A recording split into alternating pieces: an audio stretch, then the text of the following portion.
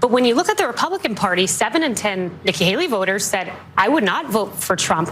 There was a Des Moines Register poll, 43% said, no, I wouldn't vote for Trump. If I'm Trump, I sit back and I exclusively focus on the general election. I take the posture of a presumptive nominee.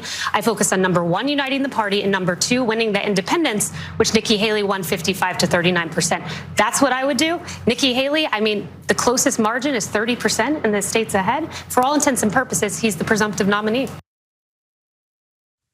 So that is Kayleigh McEnany, who served in Trump's administration 4 years, calls him the presumptive nominee, and is giving him advice that I think is objectively good advice. Stop just, wrestling in the mud with Nikki Haley and making yourself look ridiculous. Just try to hold yourself with a little bit of gravitas, a little bit of respectability, bring the party together. Act like the winner you think you are. And he was, of course, enraged by this advice. He bleated about her.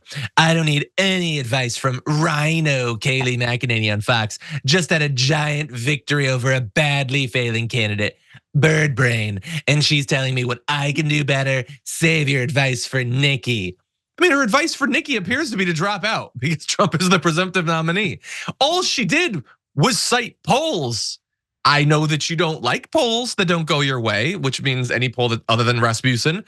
But yeah, you have a lot of independents that don't like you. It's why, Donald Trump, you are the candidate that Biden is most eager to run against. Kayleigh McEnany wants Trump to beat Biden, and that is not good enough. It is not good enough to just support him.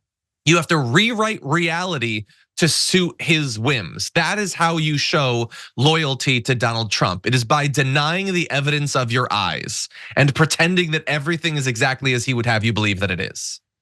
Sharon. Well, here I see the former president's point. I have to tell you, she's turned on him.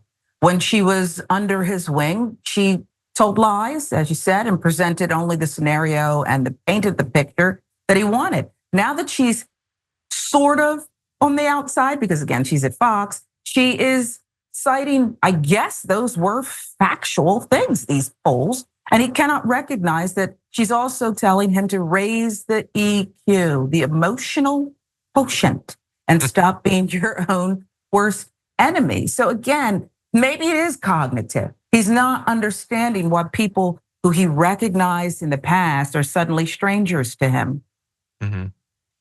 I would also point out, sort of to buttress kind of what Kayleigh McEnany is saying, Nikki Haley, who we said is, she's rolling out more attacks against Trump than she has before, and damn, did she wait a long time to do it. But during her, it's not even really a concession speech last night, she tried to portray herself as kind of the winner anyway. She said that one thing that is it's the most obvious but unstated truth about Donald Trump is that he loses constantly and he causes Republicans to lose. He didn't win the popular vote in 2016, but squeaked through. That's fine. And then in 2020 he lost, and he hurt them in 2018, and he hurt them in 2022, and not by accident. By choice, by a combination of incompetence and horrible strategy. He cost the Republicans the House, he cost them the Senate. He puts up terrible candidates that almost any other Republican would win if it wasn't his hand-chosen candidate. And she pointed that out. And she also pointed out that Joe Biden and the Democrats desperately want him to be the nominee because he's the only Republican that Joe Biden has a chance of winning. And I think that she should focus on that more because it seems pretty true if you look at the polling.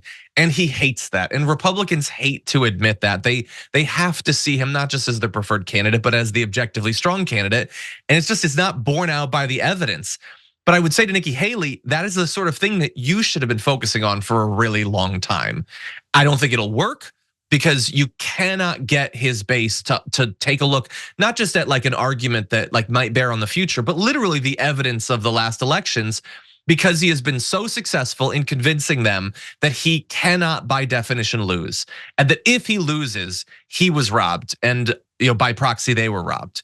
And whether it's the 2020 election or 2016 in Iowa, he can never lose. He can never be guilty of the thing he's being charged of. And they have not found a way to crack through that protective bubble around Donald Trump. Any thoughts, Sharon? Wizard of Oz curtain. It will never be peeled back for some. It's just not going to happen. And you're right that Nikki Haley should focus exclusively on that fact, because when she uttered it and I watched and I listened closely. It really gave me chills. It's true. If she is in the general election and Donald Trump is, I don't know, locked up or committed somewhere, this thing is on. There's a big problem for the other side, and we'll see what happens. Yeah, 100%. Yeah, like I am very uncomfortable with Joe Biden going up against Donald Trump, because if Biden loses, and he definitely could lose, the consequences are measurably worse than they would be if it was a Nikki Haley or something like that. Yeah. The conversation is a little bit more nuanced with someone like Ron DeSantis, but if it's like Nikki Haley, like that's terrible in a lot of ways, but not nearly as bad. But in terms of just the raw numbers, yeah, no, obviously he polls the worst. Like you could put any random like Minnesota GOP state senator, and he'd be polling better than Donald Trump against Joe Biden, because he'd have a chance of winning over some of the anti-Trump Republicans and some independents, and Trump doesn't have that chance.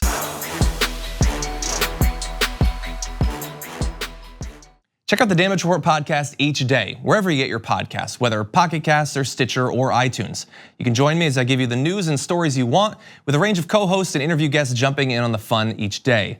Again, that's the Damage Report, wherever you get your podcasts. And if you get them at iTunes, don't forget to rate and review. Sometimes I'll read them live on the show.